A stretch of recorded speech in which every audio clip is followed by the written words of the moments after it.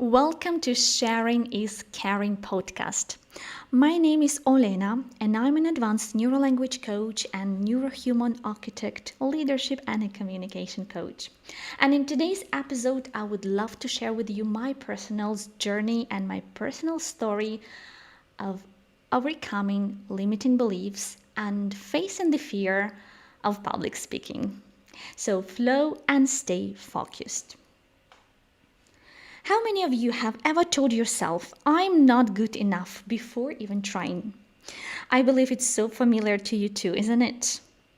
Once I started my journey of public speaking and started mastering my public speaking skills, the very famous saying from Simon Sinek popped up in my head, know your whys. And I paused for a while and asked myself, what are my whys? And I realized that I can't make any contribution to the world in a large scale unless I get outside of my own bubble and can communicate those things I want to contribute. And I need to preach what I teach. But there is still something I need to unlock in me. Beliefs. Beliefs are a powerful influence in our lives. They are notoriously difficult to change through typical rules of logic or rational thinking. Our beliefs about ourselves and what is possible in the world around us greatly impact our day-to-day effectiveness. All of us have beliefs that serve as resources as well as beliefs that limit us. Beliefs are another one of the key components of our deep structure. They shape and create the surface structures of our thoughts, words, and actions in many ways. Beliefs determine how events are given meaning and are at the core of motivation and culture. Our beliefs and values provide the reinforcement that supports or inhibits particular capabilities and behaviors. Beliefs and values relate to the question, why? Neurologically, beliefs are associated with the limbic system and hypothalamus in the midbrain. As the limbic system has been linked to both emotion and long-term memory.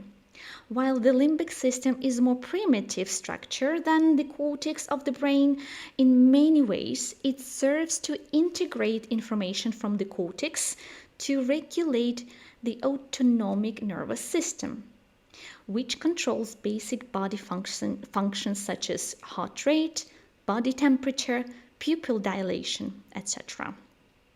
Because they are produced by deeper structure of the brain, beliefs produce changes in the fundamental psychological functions in the body and are responsible for many of our unconscious responses.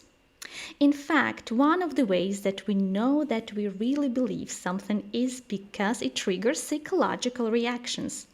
It makes our heart pound, our blood boil, or our skin tingle. All effects that we cannot typically produce consciously. This is how a polygraph device is able to detect whether or not a person is lying.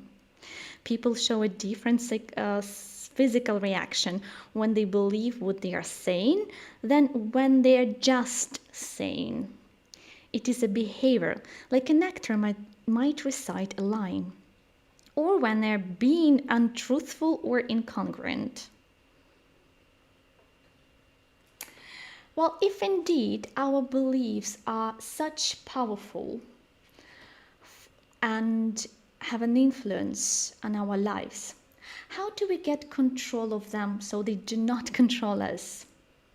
Many of our beliefs were installed in us when we were children by parents, teachers, society, media, before we were aware of them and of the impact or able to have a choice about them. Is it possible to restructure, unlearn, or change old beliefs that may be limiting us? And how can we deal with those thought viruses? a little story here.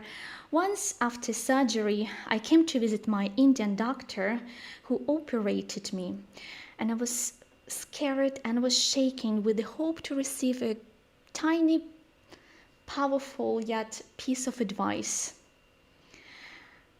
Once I entered the room, he just cast a severe glance at me and said, "Go and heal yourself."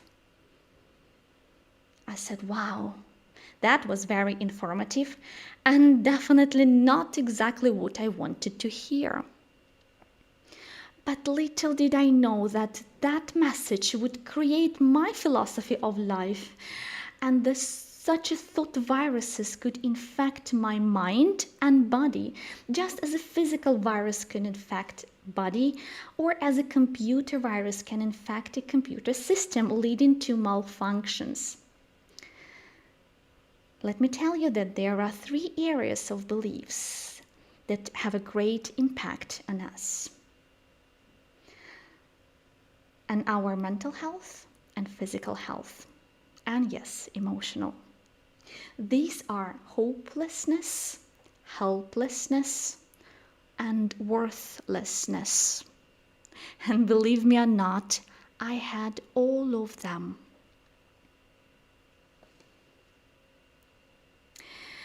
And as a thought virus cannot be killed, it can be only recognized and neutralized or filtered out from the rest of the system. So coming back to my public speaking journey, so I thought if I can name it, to frame it. And I asked myself a few questions. What will happen if I just start working on my public speaking skills? What will not happen if I do that? What will happen if I don't do that? And what will not happen if I don't do that? I definitely don't know what the future brings me.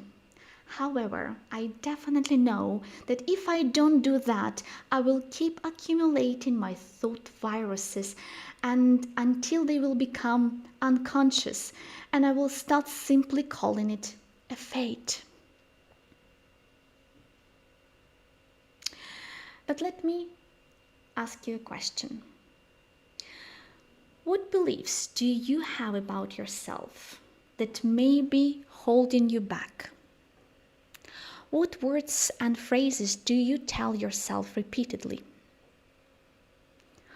Where are these beliefs coming from?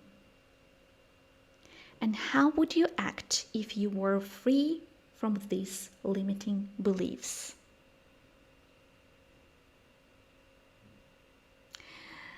And my main objective is to face the fear and believe that there is a value in an information I will share and the conversation I will share from my heart that I'm authentically passionate about, and will keep unleashing human potential and bringing principle-centered leadership to the world.